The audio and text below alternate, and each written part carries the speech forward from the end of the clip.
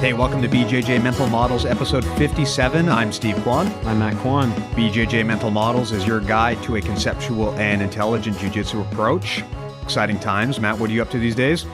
I just got my teeth fixed. My forefront teeth on the top row were very jagged and worn thin because of all the clenching and grinding. And It's because you do a lot of pirate jokes, right? Where you put the lapel in your mouth and you use it as a handle. I actually have done that in the past, although I probably won't do it anymore because I'm scared I'm going to ruin them. You have fancy teeth now, so you don't want to do that. They look great now. Yeah, that whole pirate choke game plan, I would not recommend that because I've heard stories of people who have put the lapel in their mouth and then the other dude has yanked it. And, sometimes the teeth come out with that. So gotta be careful if you want to use your mouth like a dog to try to eat a lapel. It's maybe not advisable. Also, bacteria.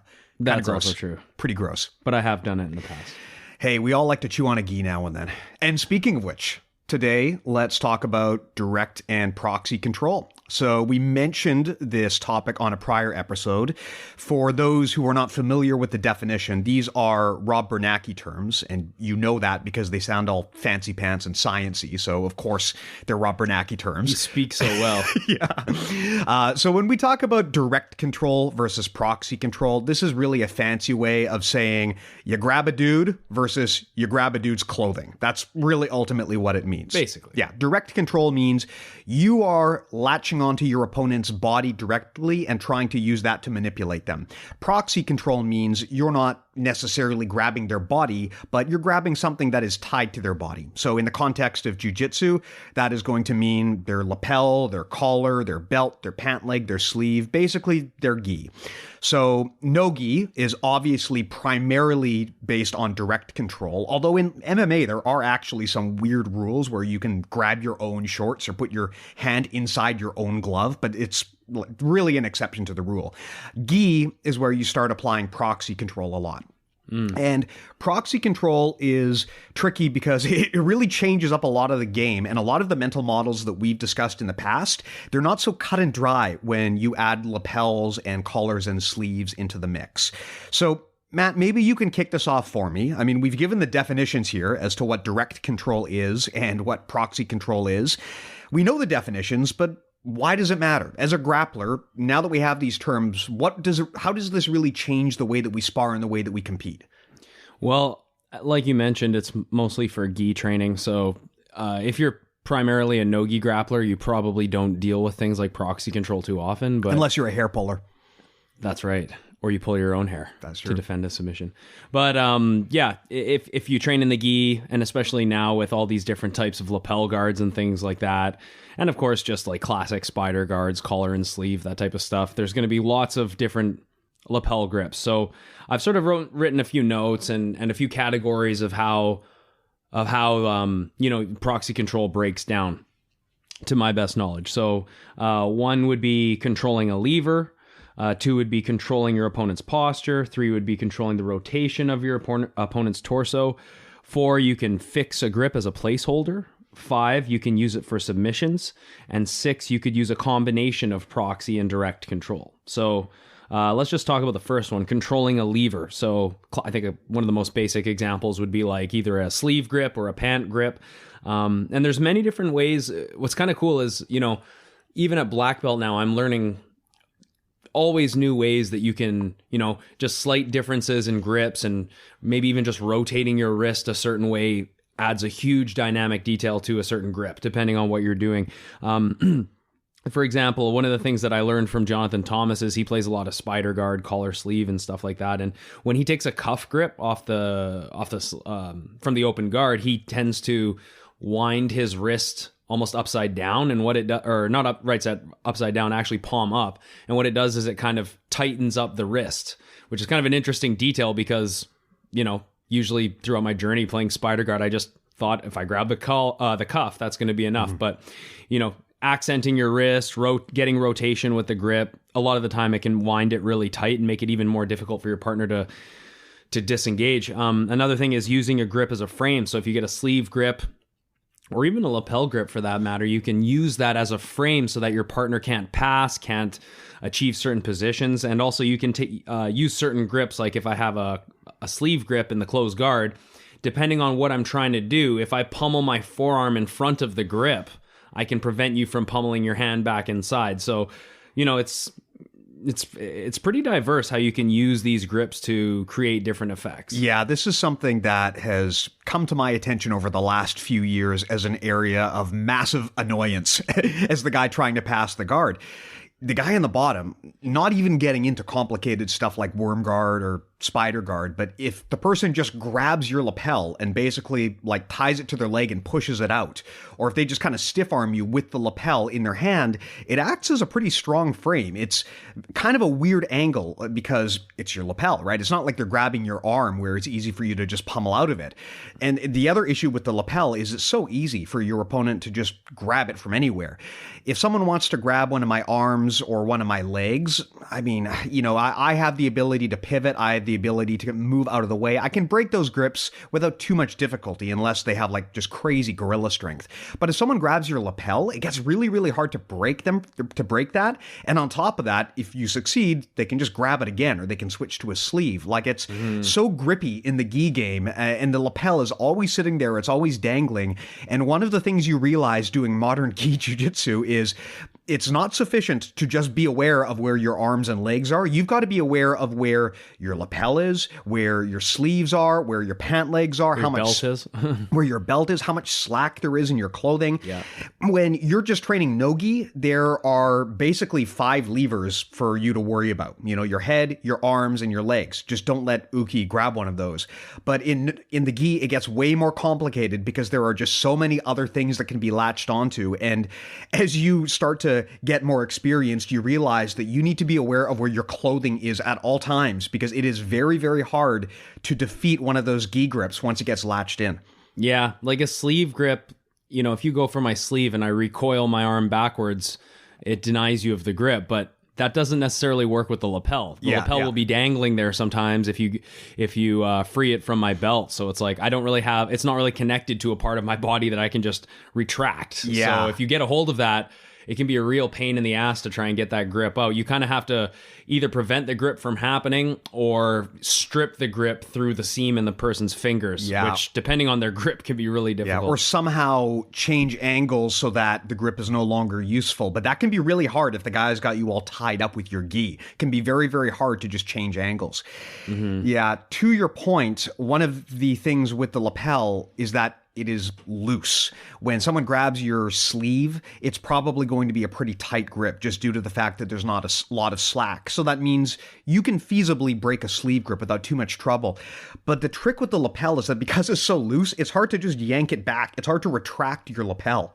So if someone gets a good grip on your lapel, you've got to really think in order to get out of there. Like you're in pretty dire straits. Whereas if it's just a collar or a sleeve grip, at least a grip break is feasible. I find personally that if I'm sparring with someone who's playing worm guard, for example, it's a lot harder to break out of that lapel grip. Yeah, if like the way Keenan sort of breaks down his system is there's the intermediary phases of the lapel guard where he has the lapel but hasn't actually entangled one of your legs yet or gotten into any of his offensive positions. It's just a handle. It's literally just a handle that he's sort of using to set up his next play. And I'm finding that the best way to prevent worm guards and things like that is just do not let your opponent, once he has the lapel, do not let him entangle a leg with the lapel, right? Or even going beyond that, if you can avoid it, don't let him get the lapel that'd be even better. Deal with it immediately. I mean, I spar with a guy who's very wormy and I'm just constantly aware of the fact that he's always going for my lapel and I've got to be on top of that. If I'm trying to pass and he sneaks around and grabs my lapel and does something with it, I've got big trouble. So I have to immediately catch him at the gate before he's able to get a strong control of that lapel. Yeah, they say prevention's the best cure, right? So preventing that grip would be ideal. The whole thing about the lapel system that Keenan has is once he gets into one of the positions, it's not over, but the match is definitely in his hands now, and you're very multiple steps behind. You have to untangle and just first of all not get swept, right? So just like collar grips and lapel grips and things like that can break your balance. just the lapel grip itself can be used to generate Kuzushi as well. And that's a big part of how he sets up his positions, is always, again, anytime you're playing open guard, gi or no gi, off balancing is the key to being offensive, right? So you can definitely use that lapel to create Kuzushi. Yeah, and I find that another thing that is interesting about using the lapel as a lever, it is a lot easier to get power leverage with a lapel or with the gi versus using direct control in a lot of cases. I mean, for example, if I'm sparring with someone who's got 100 pounds on me, it may be very, very challenging for me to grab their arm and move their arm. But I don't care how big you are. If I get a good control of your lapel, I can really get leverage over top of you, right? It's not going to be a problem. So I think that's one of the reasons why using lapel is so beneficial, especially if you're fighting up weight classes, is because this strategy, with the exception of maybe some things like spider guard, which I'm not so sure about, but using the lapel especially scales up very well to higher weight classes. You can use that against body types of almost any size, at least from my experience. Yeah, and a lot of people still don't know how to defend worm guard or don't play it, so a lot of the time it can make an explosive passer sort of stop dead in their tracks and think only about defense, which is great, right? One thing I like about playing the lapel game is that basically, I've mentioned before, it's just like an extra guard. Like it's like a front line that you can add on to your pre-existing jiu-jitsu game. So if you lose the lapel grip, you still have all your other guards. And the lapel grips actually seamlessly fit into tons of different scenarios from the open guard. So yeah, it's a good thing to learn, and I think in the next 5 years you're gonna see it's gonna be one of those things where kind of everybody knows how to play lapel guards and worm guards. It's just kind of the natural progression. We're seeing that it is effective in competition, and it is frustrating. You know, it's like 10 years ago when the Berimbolo was just sort of coming out.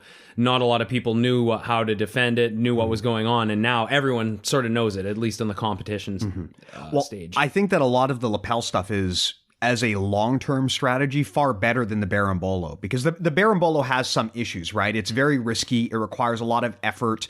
You can get injured doing it. And once the guy knows how to shut it down, there you go. It requires you to go upside down in almost a compromising position, unless you're an absolute specialist at that. Exactly. Whereas the lapel is like a great way to manage distance. Yeah. And if you lose it, you don't really lose anything. There's almost no risk, right? Yeah. You know, you mentioned that it gives you another layer of guard. And that's a great point.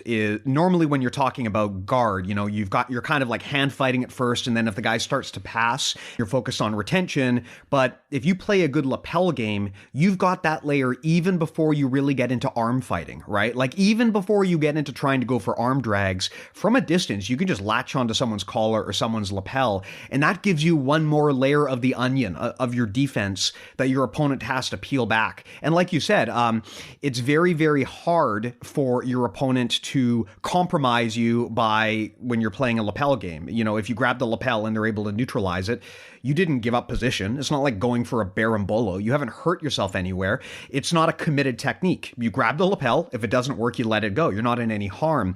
So it's a super useful strategy. And I think that a lot of this lapel stuff, unlike some of these other techniques, I think the lapel stuff is going to be part of the game for decades to come. I think it's going to be expanded upon. I don't think it's a fad that's going to just disappear at some point. No, of course not. And that's a great thing about jiu-jitsu, is when you see stuff work at the highest level, then you pretty much have to learn it, right? You can't be going into competitions and not know what's going on. Or if your opponent's a really good worm guard player and you don't know anything about it, then you got some problems. So you definitely, people will catch on. It's funny too, like when I teach it at my school, and I'm not a worm guard expert at all. I'm actually just sort of learning it, but I'm sharing it with the guys in my gym so we can kind of learn it all together. And when I'm in a room and I first show it, everyone's just sort of like snickering and laughing. I'm like, okay, this is the ringworm guard. Everyone's like, oh my God, like really, this is what we're learning. And then by the end of the class, they're like, that was really cool. Like, that was actually really effective, because once you set up a really dominating position like reverse Della worm, which is basically Keenan says like the best position you can get to for the lapel series, you realize how powerful that position is. And it's, like you said, it works great on big guys too. Yeah. It's just getting there that can be kind of the struggle. So again, constantly off balancing and having your sequences and just obviously maintaining your intermediary guard. That's sort of the key I'm finding to getting to those positions. Yeah, I remember when I first saw Worm Guard, and my initial thought when it was being demoed was, this is ridiculously overcomplicated and silly. And then I tried it. And right from the first time I tried it, I thought, this is actually super intuitive and easy. And it makes way more sense than a lot of the other proxy control game. Like, after playing Worm Guard for even just a small amount of time, I was kind of left thinking, why did we spend all of these years learning stuff like Spider Guard when this stuff just seems way more intuitive and safe and just superior across the board? I think that a lot, and also it's very applicable for self-defense, right? Unless you're sparring with a naked dude, you can probably grab onto his clothing to some extent, right? It is applicable for self-defense. Hold on, stop punching me. I'm going to undo your jacket. And well, I mean, I don't know. Like, I think that if you were on the ground, you could absolutely tie someone up with Worm Guard, and they're not going to get off and get a lot of power on you if you have both of their legs tied up, right? It's going to be really, really hard. I mean, it is opportunistic, right? Like in a real self-defense situation, if you're taking punches, what are the chances you're going to undo their lapel and get a grip? Now, if it happens to be there, yeah, it's totally available, right? But if it's that's kind of Worm Guard in a nutshell, right? Because if you catch, if you try to pull it early in the match before the geese even come loose, it will be a little bit harder than if it's just flapping around there because it's already come out of the belt. Yeah. So the thing about any kind of clothing-based game is there are restrictions around it, right? Where is your opponent's lapel at the time? If you can't get to the lapel easily, it might shut down a lot of that game, at least for the time being. And also, it depends on the fit of the guy's gi. If the guy is wearing some like European slim fit modern gi, or if he starches it like a judoka and it doesn't even bend, it can be hard to play a lot of this stuff. But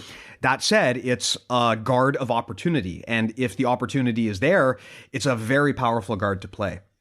And essentially, I mean, direct control is just not as sustainable as a grip as a proxy control. Like a proxy it's easier control, to pummel out a direct control. For sure. Like if I'm going to do a technical stand and I have your foot, there might be a better chance that you could extract your leg as opposed to if I have a pant grip. If I have a pant grip, then even if your foot is trying to get away and I have a nice grip on your pants, I'm going to be able to maintain that grip a lot easier. Yeah. So I think that the only type of direct control that is just a total no-brainer is head control. If you can get the guy's head or his neck, like, it's going to be a struggle for the other guy to do basically anything.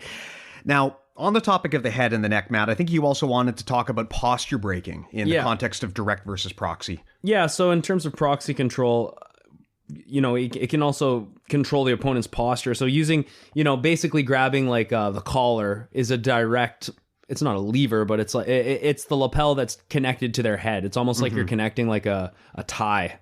Yeah. Or you're grabbing someone's tie. And it's directly related to his posture. So things like playing collar sleeve grip in the open guard, or taking a horse collar grip, which is the grip behind the neck. If someone's coming up, that's the scruff of the neck grip, right? Where you basically grab someone from behind, like you're like a mother kitten. Yeah, so you just basically grab behind the neck and you pull them back, right? That's common when you're trying to jump on someone's back. Exactly, trying to take the back. It's great for taking the back. It's great for, if someone's coming up on a single leg on you and you have that grip, you can punch their head down. A lot of throws take not necessarily the horse collar grip with the fingers inside, but the material behind the neck is applicable for a lot of Uchimata type throws. Why is it called the horse collar? Do horses wear gis?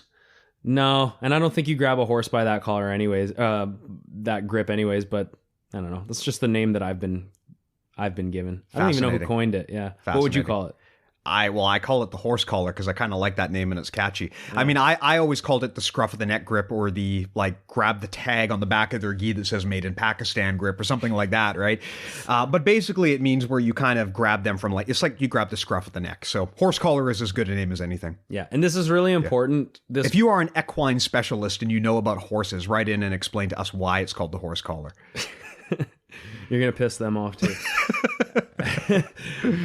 And yeah, obviously collar grip's super important when you're doing standing techniques, judo, breaking posture and whatnot with that collar grip. So, and the one thing that's great about a collar grip, especially from stand up, but even from the open guard, is you can just go for a collar drag at any time. It's a super low tech, super powerful way to off balance your opponent. Just, basically fall back and yank their collar. It's incredibly effective, even at very, very high levels.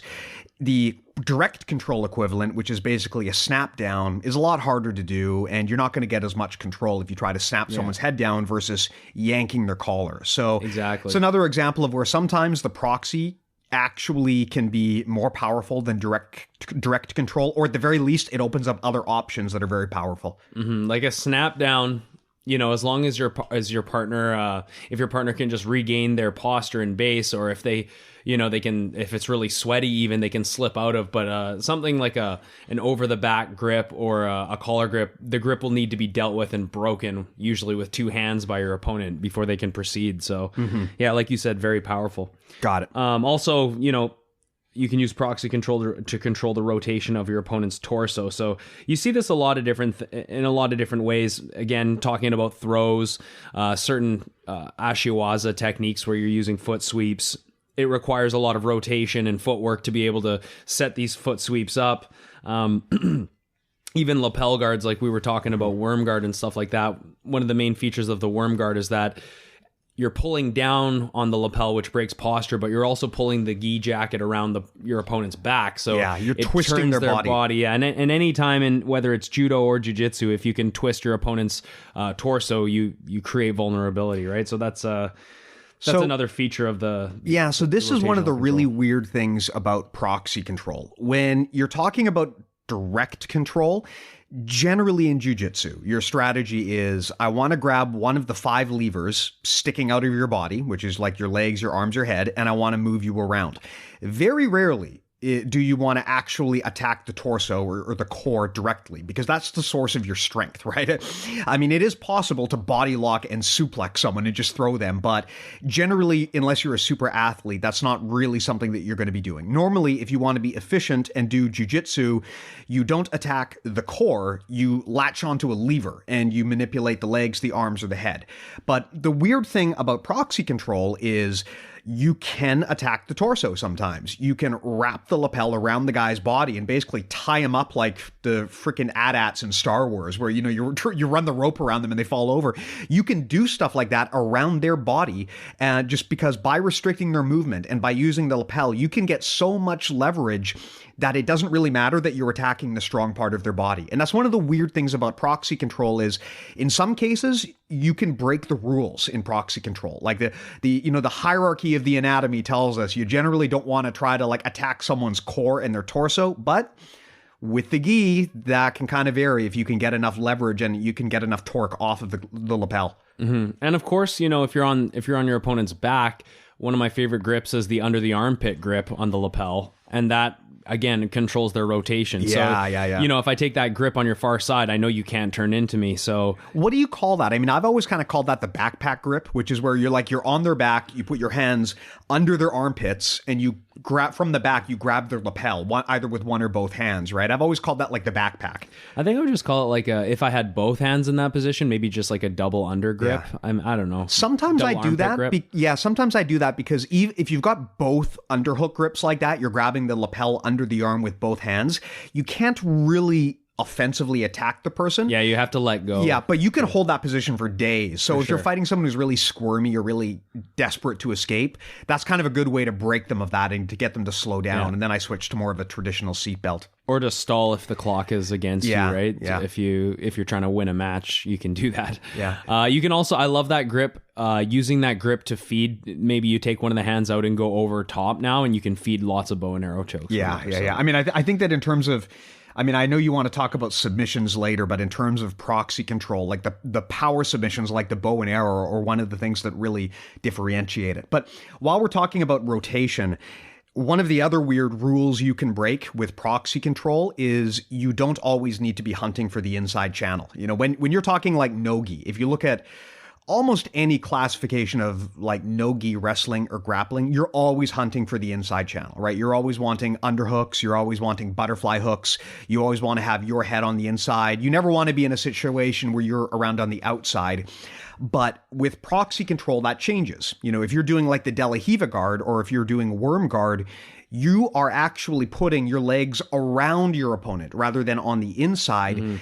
But that's okay, because by using the gi, you can hold them in this weird position where they cannot turn back around to face you. So even though you do not have the inside channel, you are using the proxy grip to force them to look away from you. So it's kind of a weird situation where something like that, you could do it in no-gi, but it's not going to be necessarily the wisest or the most powerful strategy.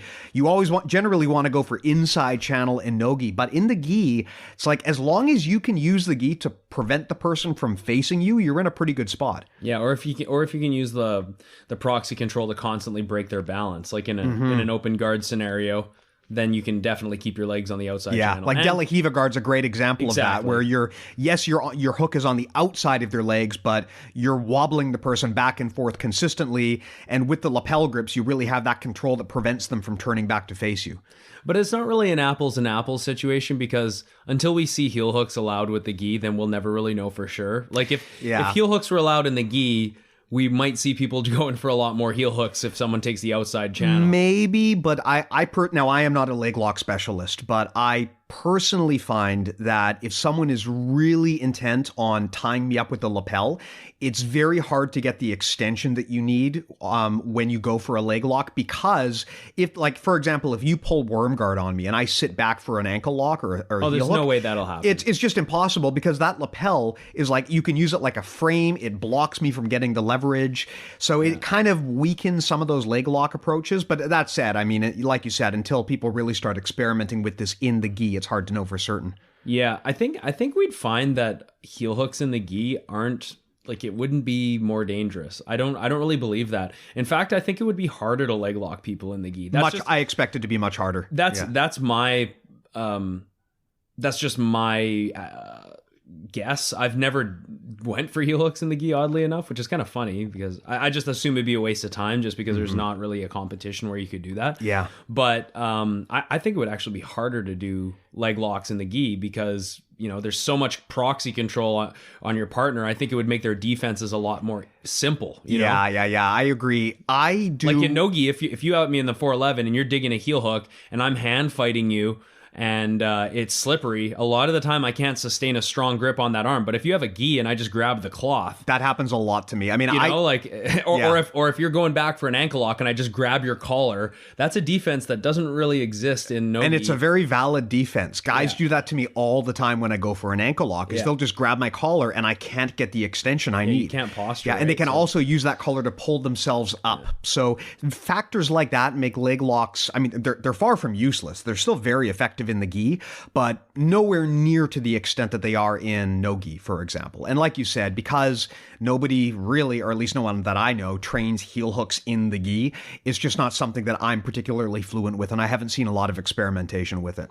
Yeah, they should let that happen. They should. I mean, we've talked about this before. I kind of feel like most of the stuff that is legal in no-gi should just be legal in gi. I don't think that... At least at black belt. Yeah. I mean, honestly, other than toe holds, I'm not really scared of any of the submissions that can... Like, the toe holds are the only one I worry about, because it's very hard to prevent your opponent from getting injured. Even with heel hooks, which are, you know, very dangerous, you do have control. But with toe holds, I find it's very hard to gauge the damage, and you can accidentally snap a person's ankle or pop their knee without trying.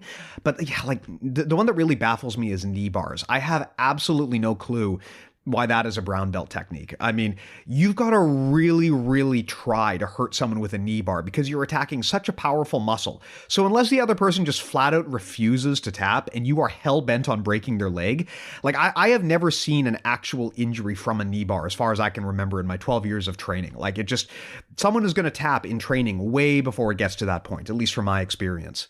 Yeah, I think where people get into problems with knee bars is when the knee bar is sort of locked out and then they try and spin, or they try and like they'll try really hard to like retract their That's leg fair, or something, yeah. and that's where the two opposing forces kind of meet each other, and you might get an injury. Yeah, that is fair. Just the straight knee bar of, pulling it backwards and hyperextending it is not super dangerous, but if there's a twist on it, that's a different story. But I mean, a lot of that is education for the person who's getting knee barred. You just have to learn that don't spin out of a knee bar like that or you're going to injure your ligaments. And well, that's the same thing about reaping, right? Yeah, it's like yeah. it's the knowledge. The only thing is, as we saw like the other, maybe a month ago, Cub Swanson fought Jake Shields and he got reaped by Jake Shields and then just totally turned the wrong way and blew his own ACL completely. That sounds terrible. Which was stupid because there's no heel hooks allowed in that competition. So he really could have just turned and been pretty safe. But yeah, it's just a lack of like understanding when you should turn and which way you should turn. And I have a 100% successful heel hook defense that has never failed me. And that is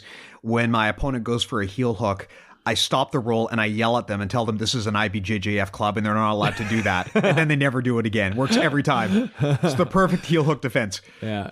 Do you, where would you put straight knee bars if you were in charge of IBJJF rule set? Like Blue belt. Blue belt? I think slicers and straight knee bars are not that dangerous. I would put toe holds and heel hooks at purple, maybe. I'm not a fan of putting them at brown or black because the problem with having them that late in the game is people have already kind of developed and solidified their games at that point, and you're introducing very fundamental knowledge at a very late stage in the game. It would be like if you weren't allowed to do like arm bars until brown belt. By the time you get to brown belt, there's this whole massive complicated area of the game that's very fundamental that you should know, but you were denied that opportunity. I feel, having not trained with a lot of these techniques until brown belt, that I'm denied that opportunity. And with the training partners I have, usually being the senior guy on the mat, I still can't use those moves that much because when I'm training in the gi, I'm not going to toe hold or knee bar some blue belt I'm sparring with, right? So it impedes my training as well. I think that once people get the spazziness out of their system, I think they should be allowed to use those moves. And I find usually by purple belt, you're there. You're not going to see many purple belts who are going to spaz and try to like kill someone on the mats and crank a heel hook more than they should. White belts are a definite no for me. Blue belts are iffy, but I think by purple belt, everyone should have the self-control to know how not to injure their training partner. Yeah, I think in terms of heel hooks, if you're wearing a gi, it's going to be harder to get a strong dig and easier to maintain a strong dig. You know what I mean? I agree. Yeah. So if you have to dig out a heel hook, there's too much friction. Yeah. The friction will make it more, and just the lack of sensitivity. You won't. It'll be a little bit trickier to get the heel into position. But once it gets in position, I think it'll be stickier. But what you might actually find is that people start using clever ways to use the gi as proxy control to tie up the submission tighter. Like people might start unlocking tricks to do that, where by like using the lapel or the pant leg or something, they're able to actually tighten the submission versus loosening it. It could happen. I mean, you see that happen with a lot of other submissions, right? Where people will use grips to tighten an armbar or to prevent their opponent from escaping an armbar. You could conceivably see the same thing with footlocks. Yeah. Too bad we're denying ourselves that awesome world of possibilities. Get on it, IBJJF. Make it possible. Yeah, I think it's only a matter of time. I mean, I actually don't even understand what the resistance is anymore to that. I don't see the risk of injury, especially at, like a purple belt level plus, of being so high that heel hooks should just be this forbidden technique. No, not when you're allowing things like toe holds and stuff like that. Yeah. I mean, if you want to tell me that you want to ban like a twister or a cervical crank, okay, fine. I can accept that for the sole reason that is not a realistic way to end a real fight. Well, I mean, but it's like, it's not realistic, right? Allowed. Because the thing is, if I have to, like in a self-defense situation, I'm not going to kill somebody if they refuse to tap. I mean, I might... What, with a twister? Yeah, well, you might. No, what I'm saying is I wouldn't do a twister in a real fight, even if it's a self-defense situation, because I'm not willing to kill a person. Should. You'd be a boss if you did that. It'd be fucking awesome. But I mean, like what I'm saying is I would not have reservations doing a heel hook to defend myself or an arm bar, because I know that worst case scenario, if the guy doesn't tap, he's not going to die. But the thing about like a cervical lock is if the guy kill someone or paralyze. Yeah, so you can argue with those techniques that they're not really viable for real fights, for the same reason we don't allow like eye gouges or biting. So for that, I can understand why you wouldn't allow it. But for heel hooks, I just don't get it. I think they should be legal. Well, the trick is to not kill them with the twister. Just put the assailant in the twister and then hold them until police come. Can you imagine? World star! Can you imagine? You're a cop. You get called to the scene, and there's this dude holding another dude in a twister. He's like, "I've been here for 15 minutes waiting for you guys." So awesome. I mean, I think the thing. I mean, we're kind of off topic here, but the thing about a lot of those techniques. What were we talking about again? We should do an episode just on twisters. Now, we were talking about direct and proxy control. So I think the next thing you wanted to talk about is the power of using your grip as a placeholder. Yeah, and this is probably one of the main things about proxy control that really makes it valuable.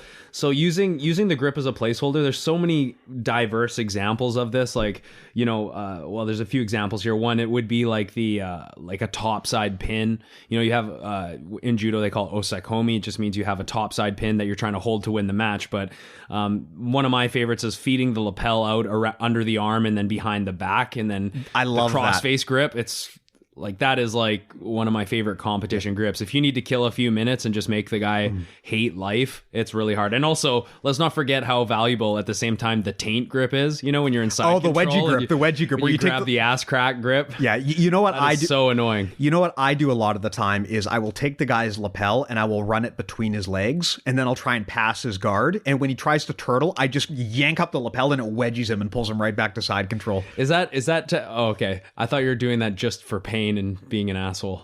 Well, that too. I mean, actually, there's a purpose for doing that. Yeah, the main reason I'm doing that is for pain and to be an asshole, but it also happens to prevent him from turtling. As a byproduct, it actually does something jiu-jitsu related. Yeah, my number one goal is just, to be an asshole, but my secondary goal is to do jiu-jitsu. Yeah, that's good. Yeah, and even just like if I wanted to pin your shoulder, a lot of the time I actually like to like grab the collar and punch the collar into the armpit. You ever done that? That's a great grip too. Yeah. And it gives you base because you're posting on that hand.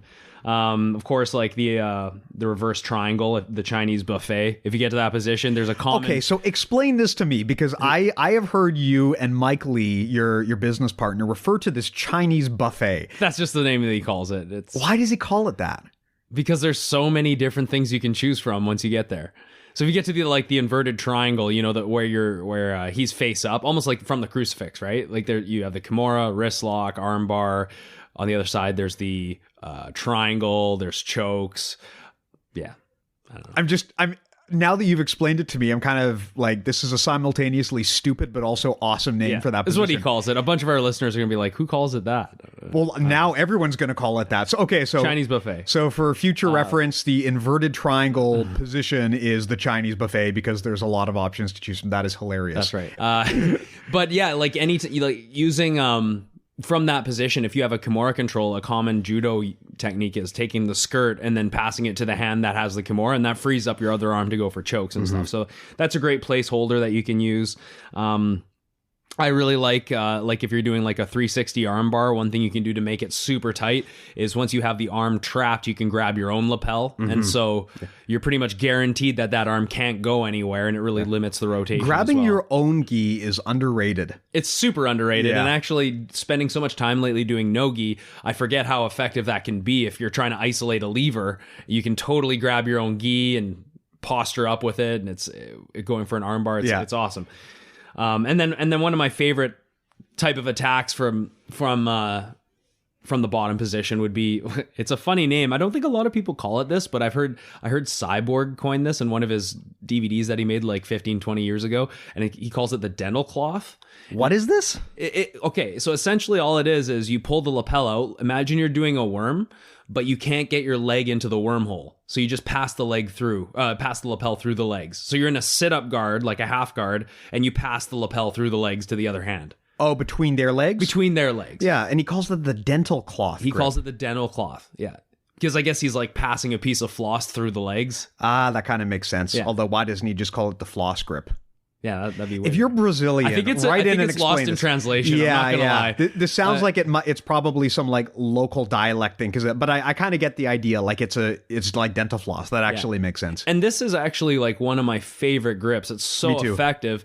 You can, and there's so many ways you can use it. Like if I set up worm, a lot of the time I can't get my foot into the wormhole, but I can get the dental claw. So I'll just feed the lapel as if I was in worm guard without my leg. Yeah, and as a result, I can now use that leg to like get up on singles. It's also, it's great for dog fighting because if you can get that dental cloth and grab the lapel and pass it between their own legs, and then use your, then use your other hand to grab the collar. Yes. Like you can dog fight up to a single leg without any difficulty at all. Yeah. And that's like such an effective guard, and so easy to get too. Like you can go for, you can set up, like if you have a deep De La Hiva, you can do De La Hiva X with that grip. It's such a pain in the ass, right?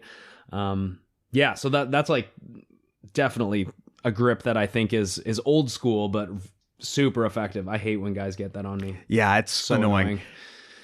Yeah. Cool. So should we talk about subs? Yeah. So using the Ghee as a submission. So, obviously the obvious example would be the bow and arrow choke. The worst choke in all of jiu-jitsu. When I go to class... that's the Ezekiel choke. Yeah. No, I mean worst in like the most brutal. Because when I go to class and they say... Well, actually the Ezekiel's brutal. But when I go to class and they say, today we're practicing the bow and arrow choke, I just think... I'm going to feel like I have a cold tomorrow because people are going to murder my throat so bad. Like it is probably one of the most brutal chokes to get stuck in. I mean, I don't mind getting submitted by most submissions, but the bow and arrow choke, just in terms of like pain and effectiveness, there's really nothing quite like it. It is a deadly, deadly choke. Yeah, I think probably the most common submission in Ghee jiu-jitsu. I would say so. That you'll see. And you can get it from the back. And you can get it from a lot of positions. My mind was kind of blown when I realized you don't need to be on the person's back to get the bow and arrow choke. You can set it up from turtle, from side control, from all over the place. Just if you have that lapel grip and you start moving your body, you can wind up in a position where you're just in a bow and arrow choke. Yeah, like what's funny is if somebody's primarily a no-gi grappler and they're used to having people on their back, the main attack from there is going to be the rear naked choke. So they get good at defending the rear naked choke. That's a hard sub to do in the Ghee, though. There's just so much friction. It is hard to do in the Ghee, but even if certain defenses that work in no-gi for the rear naked choke will not work if you put a Ghee on, because all you really need is that lapel grip. Once you secure that grip, it's kind of my favorite thing in the world. Right? My favorite thing in the world is when the wrestler or MMA badass shows up to Ghee class for the first time and they just get choked out mercilessly because they've never seen these moves before. Yeah, it happens. That only lasts for about a week and then they learn how to defend it and then they just go back to murder. But it's a good week. Yeah. Which is important. Why, again, like this just only hammers home my whole jiu-jitsu philosophy, which is hammers home my whole, I just said. Mm-hmm. It's a soundbite for you. Yeah, that's an Island Top Team philosophy there. Yeah. Rory's going to cut that up and have a field day. Why you should learn both Ghee and no-gi. And I guess the real reason is because you're trying to get experienced with proxy and direct control. And then I guess that full spectrum, that full view of jiu-jitsu, it basically will give you just, I think, a deeper understanding of jiu-jitsu. That's just I know some people say, oh, well, if you want to be a high-level grappler in no-gi, you have to just dedicate your time to no-gi. I do agree with that too. Like, I think that they are two different sports, even though that's the same sport, I've used this analogy before where I just compare it. It's like ice hockey and ball hockey. They're the same sport, but completely different styles, completely different techniques and skill sets, right? But if you play better ball hockey, will that make you a better ice hockey player? Possibly. You might get better cardio because you're constantly running around, right? In ice hockey, you can stop moving and you still glide, right? Mm-hmm. It's way easier to take a slap shot in ice hockey as opposed to ball hockey, because in ball hockey it's like you're running while you're shooting, which is extremely difficult. So just like, just the more you do, and that's how I've always looked at it. That if you understand proxy and direct control, you're always going to be more knowledgeable than somebody that is just a specialist in one area. That doesn't necessarily mean that you'll defeat a specialist who just trains in the Ghee or just trains no-gi, but that's just been sort of my holistic approach to jiu-jitsu since white belt. Yeah, it's a tough one. And I mean, I don't really compete and I'm a hobbyist, so I'm not the best person to ask. But generally speaking, you'll probably want to focus on training the area that you plan to compete in. I mean, it makes sense that if you want to do no-gi, you'll spend most of your time training no-gi, but I do generally feel that you will get something out of training both of them. If nothing else, it'll broaden your horizons. But I've always felt, for example, that training in the Ghee has dramatically improved my defense.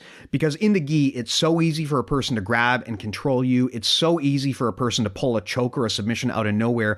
You get very good at shoring up your defense, where I have always found that training no Ghee helps you shore up your offense for the opposite reason, right? Everything is so slippery. You have far fewer options to actually submit someone in most cases because you don't have a lot of the Ghee chokes in play. So I find that to really be good at no Ghee, you have to be exceptional at controlling a person, right? You can't just rely on grabbing their lapel and holding them in place. So I kind of feel like you get something out of a bit of both.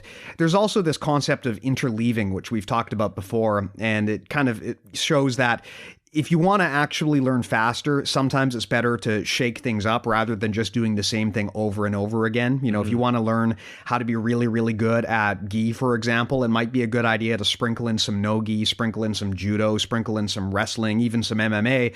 Just the process of shaking it up can actually help you learn faster. So something to try. I mean, if you feel like, you know, if you're only ever doing one of these variants, I do suggest that at the bare minimum, you give other things a try and maybe work some variety into your training, because it might help you break plateaus in ways that you didn't expect. Totally. And I think that that's a lot of athletes have been doing stuff like that for a long time. Like just a few months ago, I had a youth soccer team come in, and it's their off season, and they did some like dry land training with us, and we wrestled and choked each other out and did a bunch of grappling stuff. And the whole vision from their coach was that, you know, we're going to do a team building exercise that's different from soccer, because all they do is soccer. Makes sense. So it's like you do something else and you move your body in different ways, and you realize like, oh, maybe I can learn this of it. So yeah, it's, for me, one of the main things that we've discussed before. I think, did we do an episode on interleaving? No. We've talked about it in the past. Someone wrote in and kind of mentioned that, but it's a really, really interesting idea, and I'd like to learn more about it. Yeah, like I started refereeing, and I really find that has helped me. Now when I train, I can't not think about points, which is like a gift and a curse, because sometimes I just want to get in there and roll, but I can't not think about points now. So it's like, no matter what happens, I'm always keeping a score in my head. And I think it's really beneficial for those of you that are listening that are competitors, if you don't actually look at the how the referee is looking at the match, then, you know, you're denying yourself a huge part of the understanding of the game. In my opinion, that's something that I recommend for any competitor. And then the last example that I could think of in terms of proxy and direct control is going to be using a combination of both. So using a direct lever control and gripping the Ghee. So a really cool example of this, Keenan posted maybe a month ago on this new leg drag that he's working on. He essentially takes, he grabs the ankle with one hand, and the other hand he grabs the pants. Right? Or sometimes you'll take like a sleeve grip with one hand, and the other hand you grab the wrist directly. So there's a lot of different ways you can do this. You know, even like a collar sleeve example, with a De La Hiva hook. Technically, your De La Hiva hook is controlling direct control of your opponent's leg, right? So a combination of this, it could be advantageous because, you know, on one hand you're controlling. You have a fixed grip that you know won't break, and on the other hand, you have a direct control to the lever. So you can find a lot of different results from that type of control, and yeah, it's quite effective.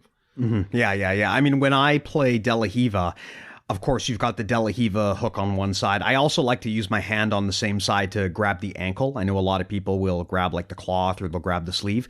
But with my free hand, a lot of the time I'm looking for the collar or I'm looking for the sleeve. So it's a combination where you're using a direct on one side and a proxy on the other side. Yeah, if you have a De La Hiva, I know you don't play De La Hiva too often. I do sometimes, but like I don't use it as a sweeping position. I use it more as a distance management tool. Do you like to grab the pants or the ankle? Ankle. Always the ankle. Me too, but you see so many high-level Ghee guys grabbing the pants. I think the pants grip is probably harder to break, but I find that ankle grip is easier to get, if that makes sense. When I'm trying to get into De La Hiva, I don't want to be spending all my time trying to get my fingers set up just the right way. I want to just grab it and go. And I find that it's easier for me to just reach over and cup the ankle versus I always find whenever I try to grab the leg material, I always screw it up. I'm just not able to get the grip fast enough. Because usually when you're going for the leg, I find you've got just like a split second, because the other guy, if his footwork is good, you don't want to be waiting and taking your time trying to get that grip. I just like to slap on the ankle grip, and even if it's not perfect, at least I've got something. I think by default I go there too, but like let's say you're gonna you have that De La Riva ankle and collar combination, and then you do like an off balance to the side and try and come up for a single. It's going to be way easier to keep that if you've ankle got the pant grip. if you have the pants, Definitely. as opposed to cupping the ankle, right? Yeah. So there's totally advantages and disadvantages to having the gi, and even things like from the headquarters. A lot of the time, I wouldn't recommend grabbing the ankle. I'd recommend grabbing the pants, because if you grab the pants, you can kind of play a side to side game and switch sides sort of. In succession, as opposed to grabbing the ankle. Then it kind of limits the ability that you have, because if you push that leg to the side, you might lose your grip or whatever. If you grab the pants, you can sort of move side to side. You can also float the guy's leg a bit, right? If you've got if you're just grabbing the ankle and the guy starts trying to, say, knee cut past you, you're not going to be able to keep that ankle grip. But if you're grabbing the fabric, you can kind of lift the guy's leg up. You can still move your hand a bit. There's a bit more give to it. So it's a bit more forgiving. Yeah, it really depends on what you're trying to do. If you're playing De La Riva and your intent is really to sweep the person, I think you're best going for the cloth grips. But if, like me, you're just using it as a transition to slow the guy down while you move on to something else, like you're kind of a distance management tool, then I don't think it's as critical to go for grabbing the cloth. I think you can just get away with grabbing the ankle. But I agree that most of the guys I know who really know De La Riva, they will say, grab the cloth on the leg, don't grab the ankle. Mm-hmm. Yeah, you see like guys like Miragali, like pure Ghee jiu-jitsu grapplers that are, really high level on today's stage, almost always grab the pants. Like Leandro Lowe and pretty much everyone out of Atos goes for that pant grip. For me, it bothers the shit out of my fingers. I don't know. I find a lot of these grips are really hard on my fingers. So that's why I have abandoned a lot of that sleeve and pant grip stuff. It's not because it's effective. I mean, I know it's effective, but it's because I like my fingers. So I've kind of adapted my game for the purpose of self-preservation. And I find that, a lot of spider guard type stuff or leg grip type stuff where you're grabbing the pant leg material, it's just really, really hard to do that in a way that is safe for your fingers. So that's kind of a trade-off that you've got to make, right? I mean, if you just really, really, really want to take care of your fingers, it might not be a good idea to set up those types of grips. Whereas the nice thing about stuff like worm guard or a lot of the lapel stuff is you tend not to have that problem, because you're doing more of a fist grip on the lapel than a finger grip. I find it a lot safer. Like you're filling your whole hand rather than using your fingertips like a claw grip. That's how I do the Ezekiel choke. I mean, people always ask how I'm able to do it without getting my fingers all screwed up. It's because I put my whole fist in my sleeve, so I'm not just using my fingers. That's the main difference. That, and you use graps. That is true.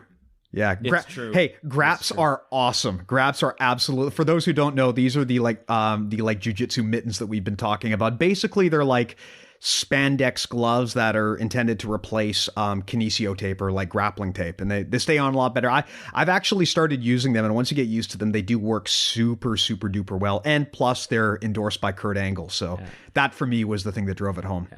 Yeah. We'd like to thank our sponsor, Graps. I was actually talking to them. I would love to get sponsored by those guys, or basically anyone who would pay us money. Like, as long as it's not dick pills or vapes, I would be happy to take sponsorship money. I think you just want to wear them so you look more like Gambit. Basically. Speaking of wrestling, did I tell you I got someone with a sharpshooter the other day? Oh, God. Why do you go for things like that? You're sending the wrong message. It's not about getting the submission. It's about humiliating the other person to the point where they have to rethink their entire life. That's really what I'm going for. This was probably a white belt, and keep in mind Steve's a black belt, and we've done episodes on gym etiquette and how we should raise the level in the room and be good training partners, and now he's talking about sharpshooting someone. Are you telling me that Bret Hart was not one of the greatest of all time? Canadian hero? He's the best there was, the best there is, and the best there ever will be. That is true. I actually honestly liked Owen Hart more. If you ever watch Owen Hart's old videos. Owen Hart was awesome. His actual technical skill, I think, is better than Bret Hart. Like, the things that he would do is actually super impressive. Yeah, I agree. Too bad that was a tragedy. We should do a whole podcast on wrestling and jiu-jitsu crossover. Like WWF? Yeah, we should do it. Yeah, we should do that. I don't have anything else to add. I think we should totally do that. One more example of proxy control and direct control that I think is super valuable is like going for singles when you have a collar grip. So I find that's one of game changer. It's totally game changing. It's not the prettiest single legs you're ever going to get because a lot of them are just dirty singles, but like getting a collar grip and then dropping down for a single leg, the advantage to this is now we have control of our opponent's posture as we're doing the single leg, as opposed to wrestling where you literally just have to rely on your ability to control the single leg and your finishes from there. And you have more bailouts, right? The thing about going for a single leg from the bottom is if you go for like a dog fight and there's no gi to grab onto, if you fail, you're probably going to be compromised pretty badly. Whereas if you've got like that dental floss grip or you've got a collar grip and you go for a single leg, if you fail, it's not the end of the world. You can just fall back into a better position. Like you have a lot more options to keep yourself safe. Mm-hmm. And I mean, you know, I don't like to do anything remotely related to wrestling. I like to just do lazy man jiu-jitsu. So that's perfect for me. Pretty much. Yeah. That's basically my favorite way to get the single is to go for that dental floss grip because it's so valuable. It's brutal. Like if you play, a lot of the time I'll go for like a De La Hiva, and then depending on where it goes, I like the sit-up guard. And what I like is if, you know, one really important aspect when you're starting to do jiu-jitsu and you don't really understand the gripping concepts, you know, how come my grip keeps getting ripped and how do I make my grip stronger? A lot of the time, that's not necessarily the answer, I find. I think a better answer is understanding that when you take a certain grip, you're going to create a reaction from your opponent, and they're going to either address that grip or, you know, they might try and keep passing, but depending on where we talked about that. That's a dubious strategy. Yeah, it's not really. Usually your partner on top will deal with the grip or break the grip, but not necessarily holding on as tight as you can, but more so understanding where the next grip is to be made and then having sort of a sequence there. So playing a sit-up guard where, you know, you're trying to control you're trying to control your partner's sleeve. If they break the sleeve, I immediately go to the lapel, you know, and that's sort of, if I feel like they're making a strong grip, if I have a collar grip, and they're making a strong grip on my hands, I know that grip's going to get broken. So why hold on longer than I have to? I just let go and try and make a different grip, right? Yeah. So that's just, you know, one of the things that I guess is so frustrating with learning the gi is understanding the gripping sequences that go along with it. Yeah, doesn't exist really in no gi. Yeah, in no gi, if someone grabs you, it feels like your body intuitively kind of has an idea of what to do about it. But in the gi, it just feels like it's hopeless because it feels like someone grabs you and then you break the grip and then they grab you again and then you break the grip and it's never ending. And it takes a long time to get used to how easy it is for people to grab your gi and how much power they can actually get off of that, especially if you spar with a spider guard or a De La Hiva guard or a worm guard specialist. Man, it's demoralizing for the first while because it is, especially if you've never trained in the gi, it is shocking the amount of control someone can get over you just by grabbing your cloth. Like it is just absolutely ludicrous when you think about it. Yeah, it's annoying. So grip fighting and grip sequences are such an important part of the gi game. Yeah. If you're going to learn that. Cool. So, anything else you want to add on the topic of direct control versus proxy control, Matt? Not really, no. But my recommendation is, as a grappler, is, you know, if you don't know really what you want to do, gi or no gi, do both. I think it's... At least try it, right? Like at least be able to make an informed decision and say, I tried it, I don't like it. Better that than just to do the same thing over and over again and never experience the variety out there, because I think you will be surprised at how much you're able to augment your game by adding in other things that you normally don't do. Cool. So to recap the mental models we talked about today, the whole theme of the episode was direct control versus proxy control. Again, direct control means you're grabbing someone's body directly. Proxy control means you're grabbing something attached to their body instead of the body itself. In our case, that usually means the gi and its variants. We talked about Kuzushi, the Japanese art of balance breaking, critical for martial arts like judo. And in the context of this conversation, proxy control has a whole level of things you can do when it comes to Kuzushi, especially being able to use the collar to get quick Kuzushi on someone and off-balance them. We talked about the phases of guard. So basically the guard is broken up into 3 phases: engagement, maintenance, and retention. And in the context of this conversation, when you're in that engagement phase, proxy control is super important because your ability to gain and use grips for leverage gives you an extra layer in your defenses beyond just using your hands and your legs. We talked about committed techniques, the theory that whenever you do really anything, you should understand what is the downside to this? What is the worst case scenario that can happen if something goes wrong? And one of the nice things about many types of proxy control is that there's not a lot of downside. If you grab someone's lapel and it doesn't work out, you can just abandon it. It's not like they're going to be able to use that to pass your guard. It's generally a pretty safe way to add another layer of defense into your game. We talked about the anatomic hierarchy. This is basically the theory that different parts of your body are stronger than others. The strongest part of your body, of course, is your torso or your core. In the Ghee, you have the ability to use lapels to wrap your opponent up and attack the torso in ways that you generally don't do in no-Gi. It's very hard to directly control someone's core. Not impossible, but it's hard. But with the Ghee, you do have the ability to do it. We talked about inside channel control. Again, in no-Gi, you're generally always going for inside channel control, but in the Ghee, you don't have to, because by grabbing onto someone's lapel, you can force them at an awkward angle where they can't face you, and it can still be effective. And this makes things like De La Hiva guard and worm guard effective, where you aren't technically on the inside channel, but you can still really, really manipulate your opponent.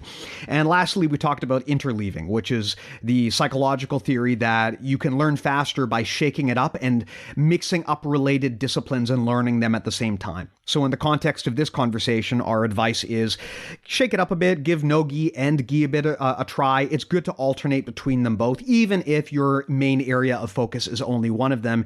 You almost certainly will get some valuable experience by training in the other at least occasionally. So Matt, I got a question for you. You're going to really like this one. Okay. Hey guys, I really like your podcast, and the ideas you're discussing are helping me improve my game and train much more effectively. I listen to you guys almost every day. You are excellent communicators. I just had a few questions regarding the episode 13 titled Some Corrections.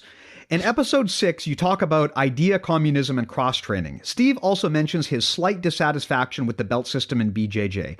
Matt mentions if your professor demands loyalty or honor, then you ought to find a new gym. So my questions are, is demanding a stomach tattoo for your black belts different from demanding loyalty? What exactly made you change your views about cross-training? Why do you first say idea communism is good, then say if one shows the techniques given to him by his professor to people from another gym, it is a betrayal of the professor's trust? Then isn't this podcast itself a minor betrayal of Coach Rob? I'm just really confused because about every opinion in episode 13 is a 180 compared to the opinions expressed earlier. Also, the don't question us, we're black belts sounds like a total cop-out, especially when you say in episode 6 that no one is all-knowing, even if they were a black belt. As you can see, I'm an avid listener and big fan. Keep up the awesome work, guys. So, God, did he really not get it? No. So for context, for those who just don't check the date of things, episode 13 was an April Fool's Day episode in which Matt and I basically just reversed course on everything. And to this day, we still get people who message us and think it was real. And I absolutely love getting these letters. That's flattering, actually, because they think that or we sold it so well that they think that we were actually serious about it. Well, the most important thing is that they believe whatever we tell them without any sort of critical thought. That's what I want out of our podcast listenership. It's just unquestioning, unwavering loyalty. Yeah. Guys, like, we're not that, well, Steve is smart. I'm not that smart. I don't know jujitsu though. Don't think that everything we say is shouldn't be questioned. Yeah. Okay? And, just a general word to the wise. I love that you guys take us so seriously, but like Matt is like a pro competitor and instructor. I am not. So when I say these things, I'm basically aggregating lessons I've gathered from other people, but please take everything we say here with a grain of salt, especially if it's from an episode released on April 1st. Okay, so that was a good chat. I hope you guys found this useful. I mean, if there's at least some value you got out of this and learning the differences between Ghee and no Ghee and the types of control you have, we're glad to have helped. Matt, anything else you want to add, or can we tie this up? Yeah, let's tie it up. Cool. Guys, keep training. Have fun. Yep. We'll see you on the mats. Oh, I forgot the plugs. BJJMentalModels.com, our database, BJJMentalModels.com/join, sign up for our mailing list, BJJMentalModels.com/store, buy our stuff, and of course follow us on Instagram and on Facebook, and if you want to reach out to us, that's probably the best way to do so. Now we can go train, right? All right. See you guys next time.